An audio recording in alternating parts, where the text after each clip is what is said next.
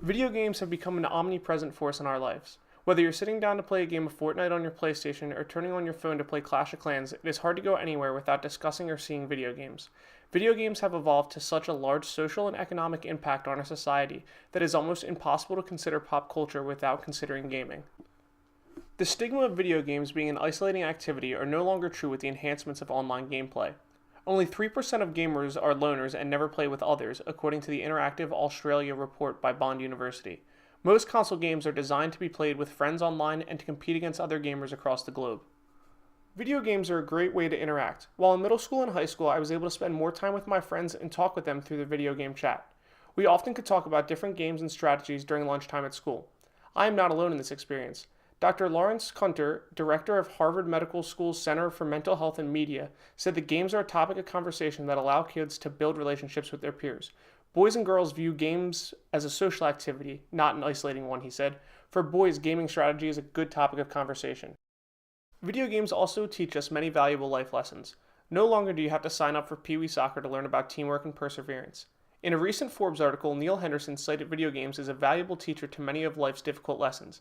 He argues that video games teach us lessons like increasing difficulty, problem solving, and inhibition to explore by doing side quests, and many other valuable things. Contrary to popular belief, video games can teach children and teens many valuable things.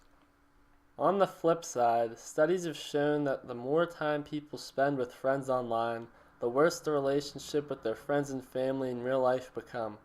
A study from BYU in 2009 tested 813 students in universities from across the country. They found that the more time they spent playing video games, the worse their relationship became. The problem extends beyond friendship and into a gamer's love life, as they found that 83% of males play games regularly, while only 18% of females play more than once a month. The study states that this imbalance may show that men may rather spend time chasing a high score than spending quality time with a girlfriend or wife. Esports will grow into a billion-dollar industry from its humble beginnings at Stanford University in 1972. The industry is focused around online multiplayer games, allowing players across the globe to compete with each other, thusly spreading these games across the world. The rapid growth of esports is currently around 40% per year since 2012, according to the 2017 market report. The industry is expected to grow upwards of $1.65 billion by 2021 from the small $130 million in 2012. The high-speed growth of this industry has led many investors from outside the technological world to invest, such as Robert Kraft, owner of the New England Patriots. The success of pro sports across the world has caused the esports world to try to adopt a similar style. A global Overwatch league was formed at the end of 2017, as well as the NBA starting their own 2K basketball league. The players' draft was held earlier this year. To prove their seriousness over the new league, NBA Commissioner Adam Silver attended the pre-draft press conference, expressing this was a professional league on par with the NBA.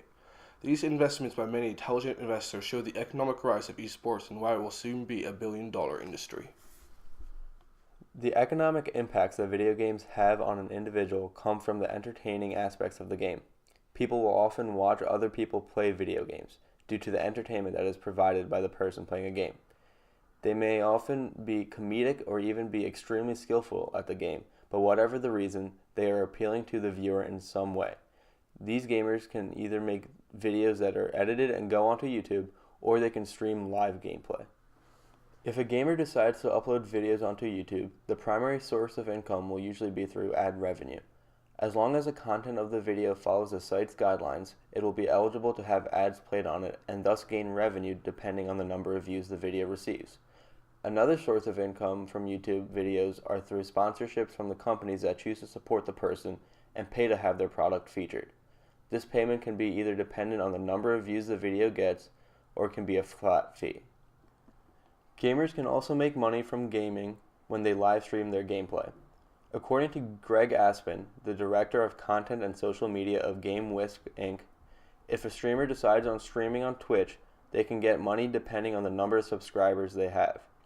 They can also receive tips and donations directly from the viewers of the stream. Similarly to uploading videos to YouTube, live streamers can also get money from advertisements and sponsored partnerships. Video games have changed a ton since Pong was first released. Few could have predicted the impact it would have on society as a whole.